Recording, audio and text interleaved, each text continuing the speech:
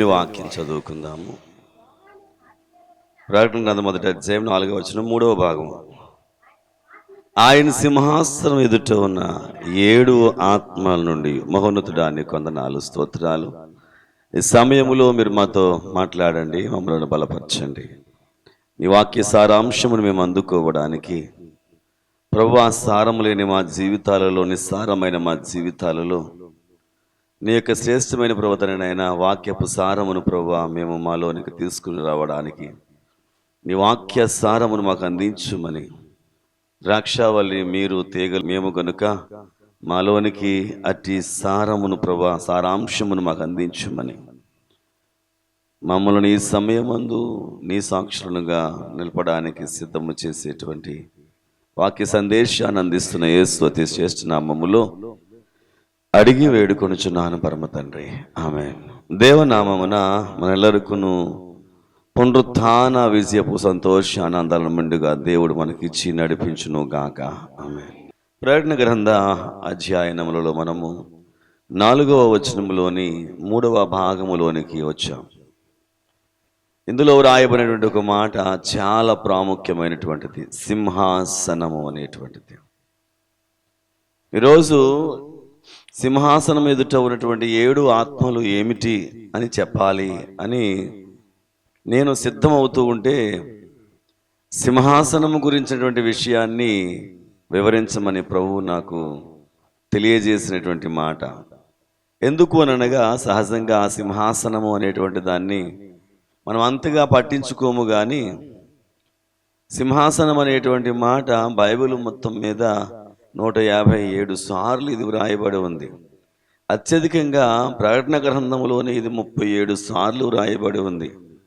కనుక దీనికి ప్రత్యేకత ఉంది అని దేవుడు నాకు బోధపరిచినటువంటి మాటను బట్టి 7 ఆత్మలు వచ్చే వారం వివరించవచ్చు అనేటువంటి ఆలోచన దేవుడిచ్చి ఈ సింహాసనము గురించినటువంటి విషయాలను తెలియచేస్తున్నారు.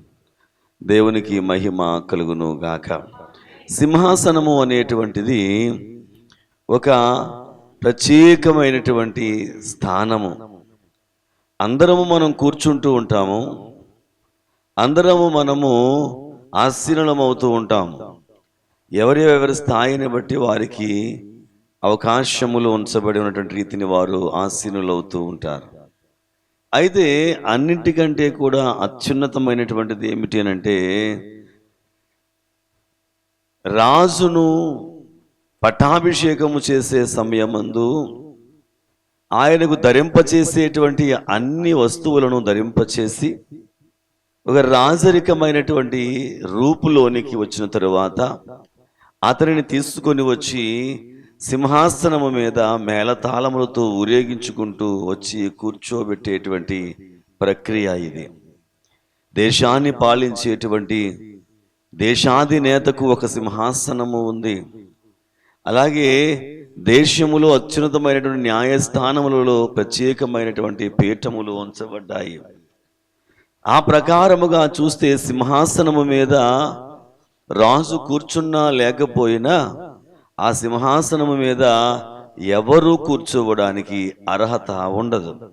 కేవలము రాజు మాత్రమే దాని మీద, లేక అధిపతి మాత్రమే దాని మీద కూర్చుండగలగాలి తప్ప, లేక మరి ఎవరికి కూడా అట్టి అవకాశము ఉండనేరదు. ఒకవేళ ఎవరైనా కూర్చున్నట్లయితే అది నేరముగా పరిగణించబడి మరణశిక్షను విధించేటంత పెద్ద శిక్షలు కూడా ఉంచబడ్డాయి. కనుక సింహాసనం అనేటువంటిది చాలా ప్రాముఖ్యమైనది. సింహాసనము మీద కూర్చుండవలసిన వారు కూర్చుండకపోయినా ఆ సింహాసనం ఎదుట నడవవలసి వచ్చినప్పుడు తల వంచి నడవాలి అనేటువంటిది ఒక నియమము, నిబంధనగా ఉంచబడింది. అనగా సింహాసనము మీద కూర్చుండి ఉన్నా లేకపోయినా కూడా దాని యొక్క ప్రత్యేకత దానికి ఇవ్వబడింది గనుక దానిని గౌరవించి నమస్కరించి వెళ్ళాల్సినటువంటి పరిస్థితి ఉంది. అయితే ఇటు సింహాసనమును దేవుడు కూడా తన యొక్క శ్రేష్టమైనటువంటి ఈ యొక్క బైబిల్ గ్రంథములో అనేక సందర్భాలలో ఆయన వాడుతూ రాస్తూ మనకు చాలా విషయాలు ఇందులో మనకు బోధపరుస్తూ ఉన్నారు. ఆయన యొక్క సింహాసనము చాలా వైభవపూతమైనటువంటిదిగా కనిపిస్తూ ఉంది. లోక సంబంధమైనటువంటి ఒక సింహాసనాన్ని చేయించినటువంటి విధానము సొలొమోను మహారాజు చేయించాడు. దాని వైభవాన్ని చూస్తుంటే ఇక లోకరాజ్యాలలో ఎక్కడా కూడా అటువంటి సింహాసనము లేనంతగా దానిని సిద్ధము చేసినట్లుగా చూస్తూ ఉన్నాము. మొదటి రాజుల గ్రంథము 10వ అధ్యాయము 19-20 వచనాలలో మనము చూస్తే సొలొమోను చేయించినటువంటి ఈ సింహాసనము మరియు ఆమె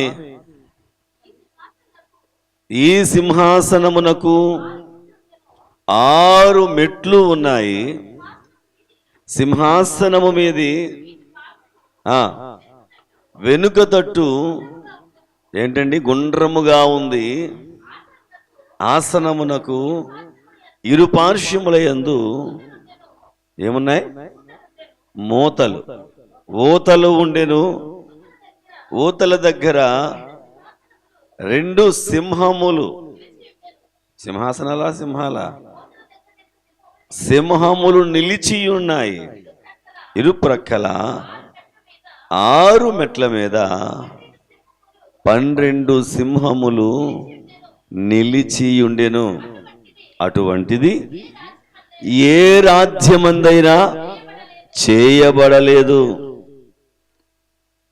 ఏ రాజ్యములోనూ కూడా లేనంత వైభవోపేతమైనటువంటి సింహాసనాన్ని ఇహలోక సంబంధమైనటువంటి రాజుగా ఉన్నటువంటి సొలొమోను మహారాజు సిద్ధం చేయించాడు.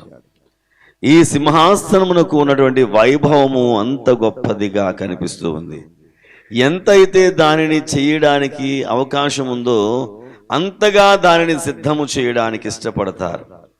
అంత శ్రేష్టమైనటువంటి స్థానము దానికి ఉంచబడింది, విలువైనదిగా ఎంచబడింది.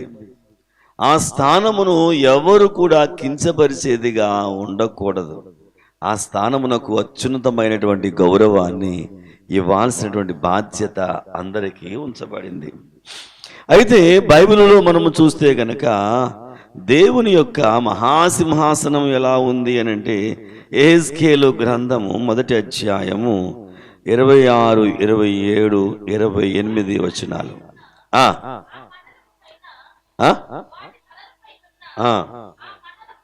మండలపు పైన నీలకాంతమయమైన సింహాసనము వంటి ఒకటి కనబడెను. మరియు ఆ సింహాసనము వంటి దాని మీద ఎవరండి? నరస్వరూపియగు ఒకడు ఆసీనుడై ఉండెను. చుట్టూ దాని లోపట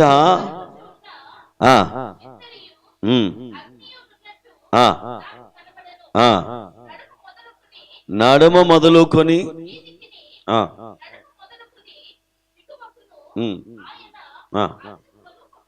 అగ్ని స్వరూపముగా నాకు కనబడెను. చుట్టూను తేజోమయముగా కనబడెను. దేవుని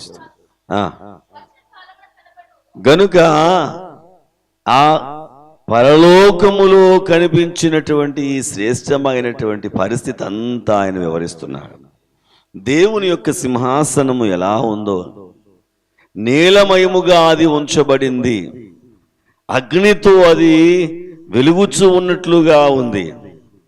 ఇహలోక సంబంధమైనటువంటి సింహాసనాన్ని చూచాము మనము. ఇది చేయబడింది. ఈ చేయబడినటువంటి సింహాసనము మీద నరులు కూర్చుని ఏలేటువంటిది. కానీ పరలోకములో ఉన్నటువంటి ఈ సింహాసనము ఎలా ఉంది అనంటే నీలమయమైనటువంటి కాంతివంతంగా ఉంది. చెప్పాలి అనంటే అగ్ని చేత ఈ సింహాసనము వేయబడి ఉన్నట్లుగా కనిపిస్తూ ఉంది. అంటే నరమాత్రులు చేసుకుని కూర్చుండేటువంటిది కాదు. దేవుని యొక్క సింహాసనము లోక సంబంధమైనటువంటిది కాదు.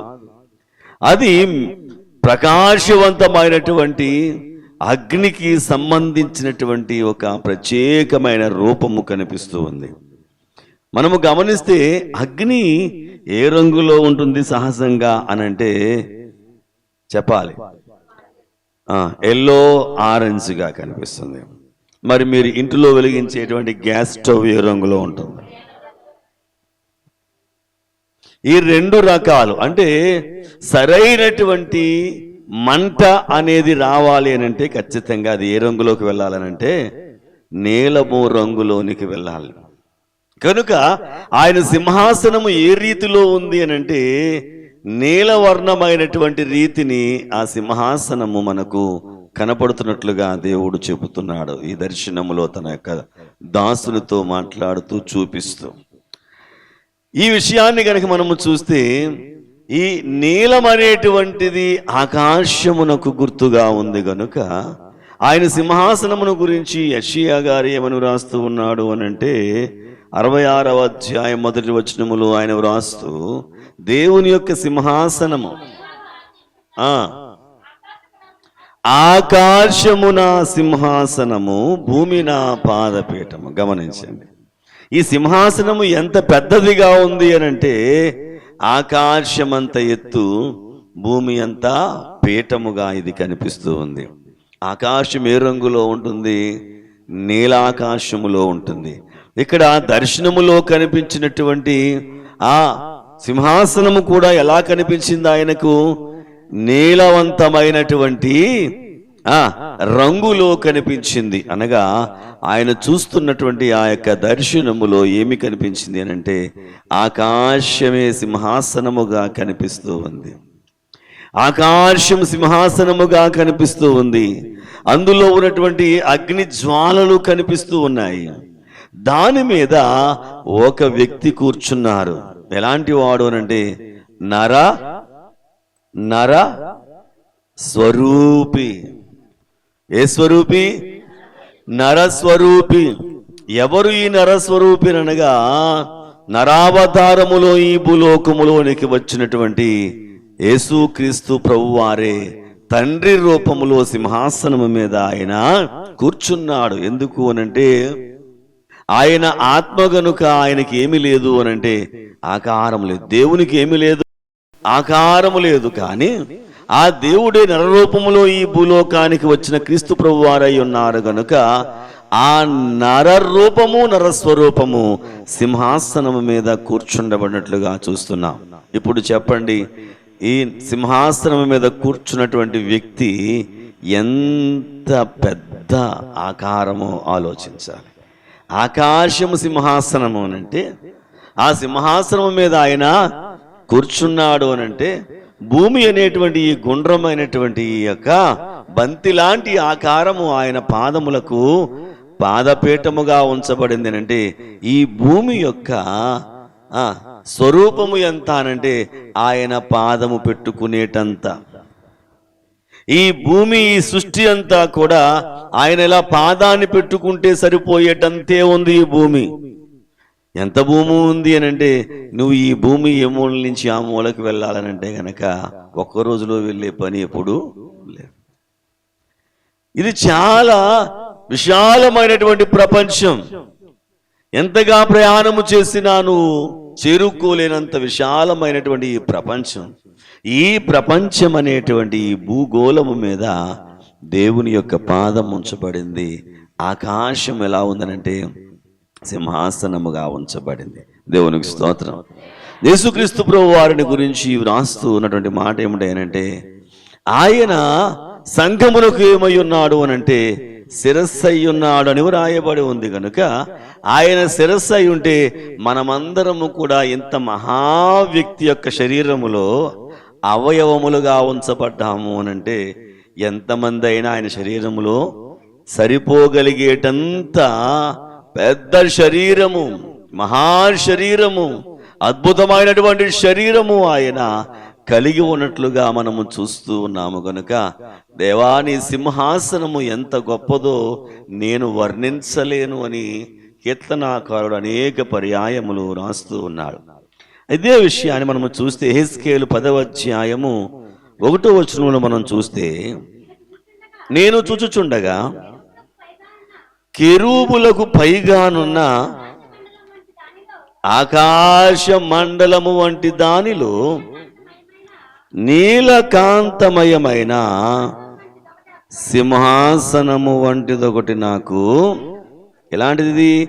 ఆకాశ మండలము వంటి దానిలో, అంటే ఆకాశమే ఈ నీలమయమైనటువంటి ఆయన సింహాసనమునకు గుర్తుగా కనిపిస్తూ ఉంది. ఈ నీలము అనేటువంటిది ఆయన యొక్క సింహాసనము వేయబడినటువంటి ప్రదేశమునకు ఉన్నటువంటి కాంతిమయమైనటువంటి పరిస్థితి. అందుకని మోషే గారు అన్నాడు కదా, ప్రభువా నిన్ను నాకు చూపించుము అన్నప్పుడు దేవుడు మోషేకు తండ్రి అయినటువంటి దేవుడు తన రూపాన్ని చూపించినటువంటి ఆ సందర్భములో ఆయన ఏ రూపములో కనిపించాడు అనంటే నీలమయమైనటువంటి రూపము కనిపించింది. చూడండి ఒకసారి నిర్గమాకాండములో 24వ అధ్యాయము 10వ వచనము. ఇశ్రాయేలీయుల దేవుని చూచిరి, ఆయన పాదముల క్రింద నిగనిగనాడు నీలమయమైన వస్తువు వంటిదియు ఆకాశ మండలపు తేజము వంటిదియు ఉండెను. దేవుని స్తోత్రం, హల్లెలూయా. ఏమి ఉంది? ఆయన పాదముల కింద ఏముంది? నీలము వంటి, ఇంకేమన్నా దానికి? నీలమయమైన వస్తువు వంటిది. ఎలాంటిది అది? మీరు ఇంకా మర్చిపోతున్నారు. నిగనిగలాడు నీలమయమైన, చదవట్లేదు మీరు ఇందాక నుంచి. నిగనిగలాడు నీలమయమైన వస్తువు వంటిది ఒకటి ఉన్నది. మీరు ఎక్కడైనా సరే భూమి యొక్క చిత్రాన్ని కానీ పటాన్ని కానీ చూస్తే ఏ రంగులో ఉంటుందో చెప్పండి. మనం చూస్తే ఎప్పుడైనా నీలంగా కనిపించిందా? ఇది మీకు కనిపిస్తుందా నీలంగా ఎక్కడైనా? కానీ భూమి బొమ్మ ఎక్కడైనా చూస్తే ఏ రంగులో ఉంటుంది? ఎందుకనగా భూమి మీద 3 వంతుల నీరు ఉంది గనుక నీరు ఏ రంగులో ఉంటుంది అనంటే నీలము రంగులో ఉంటుంది. గనుక ఈ నీలము రంగులో ఉన్నటువంటి వస్తువు ఏమిటయ్యానంటే భూమి అనేటువంటి వస్తువు. ఆయనకి ఎలా ఉంది? ఈ భూమి ఒక వస్తువులాగా ఉంది. ఈ భూమి ఆయన పాదముల కింద ఉంచబడినట్లుగా మనము చూస్తూ ఉన్నాము. దేవుని స్తోత్రం, హల్లెలూయా. ఈ భూమి ఆయన పాదముల కింద ఉంది, నిగనిగలాడేటువంటి వస్తువుగా, నీలమైన వస్తువుగా. తర్వాత ఏమంటున్నాడు ఆయనంటే ఆకాశ మండలపు తేజము వంటిది ఉండెను. అంటే పైన ఆకాశం అనేది కూడా ఏ రంగులో ఉంది? నీలము వంటి రంగులో అది ఉంచబడి, అది సింహాసనముగా ఉంచబడింది. పాదముల కింద ఉంచబడినటువంటి ఈ వస్తువు ఏమిటి అనంటే నీలమయమైనటువంటి నిగనిగలాడేటువంటి వస్తువుగా ఇది మనమనగా భూమిగా మనము చూస్తున్నాము. కనుక ఆయన ఎప్పుడు ఎలా కనిపించినా ఇశ్రాయేలు దేవుని చూచారట. చూచినప్పుడు ఎలా కనిపించాడంటే ఆయన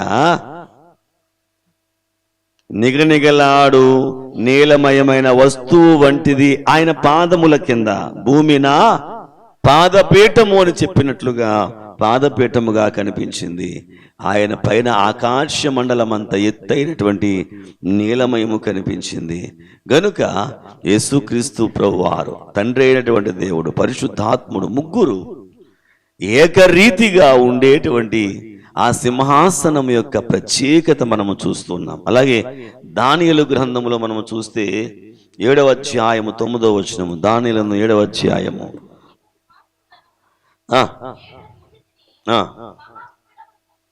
ఏంటండి? ఏం చూశారు ఆయన?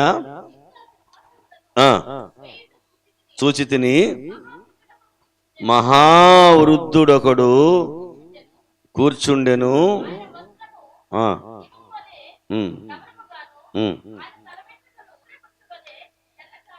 ఎలా ఉన్నారు ఆయన?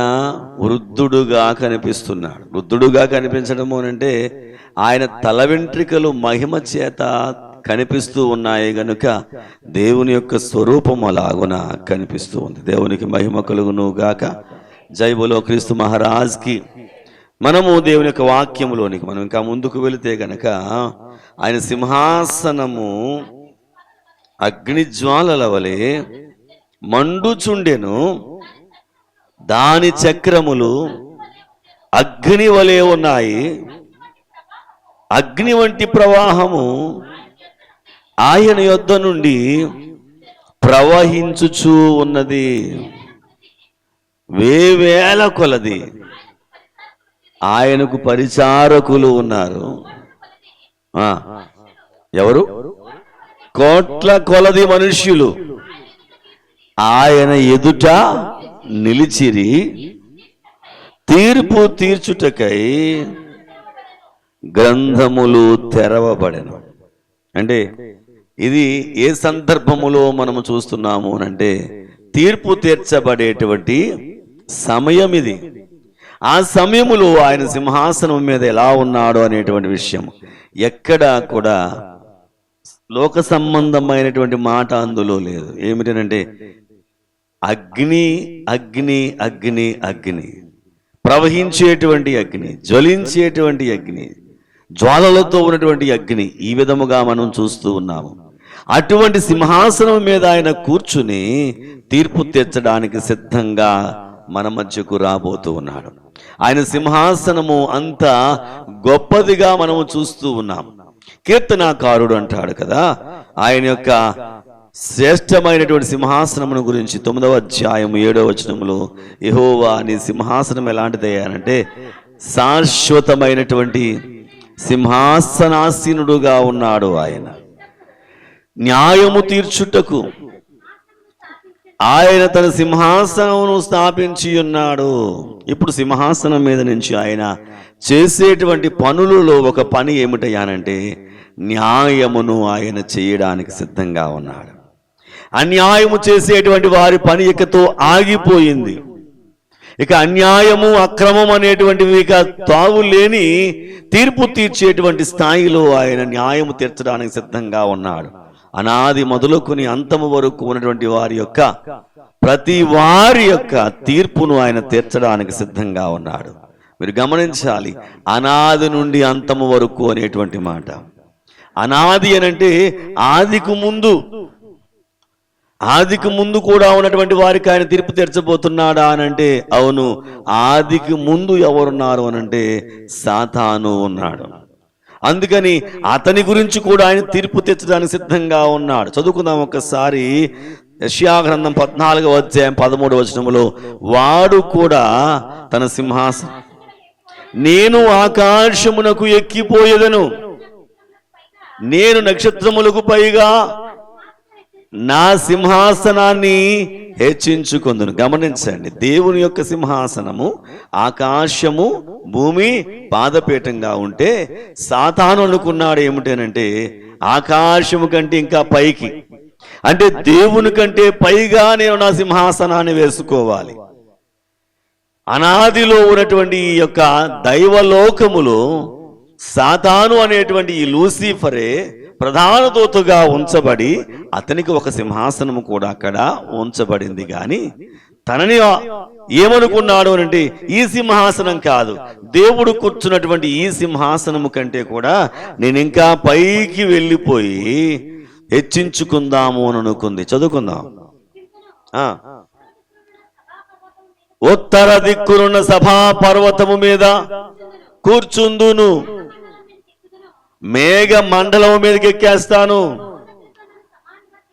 ఏంటండి? మహోన్నతునితో నేను సమానముగా చేసుకున్నాను. అంటే ఆయన సింహాసనం ఎలాగైతే ఉంచబడిందో, ఆయన సింహాసనం యొక్క ప్రత్యేకత ఎలా ఉంచబడిందో అలాగే నా సింహాసనాన్ని కూడా నేను ఏం చేస్తానంటే అంతగా హెచ్చించుకొని సమానము చేసేసుకుంటాను.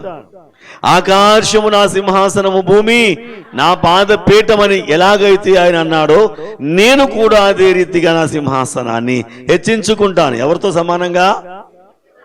దేవునితో సమానముగా, మహోన్నతునితో సమానముగా నా సింహాసనాన్ని హెచ్చించుకుంటాను అనుకుంటుని కదా.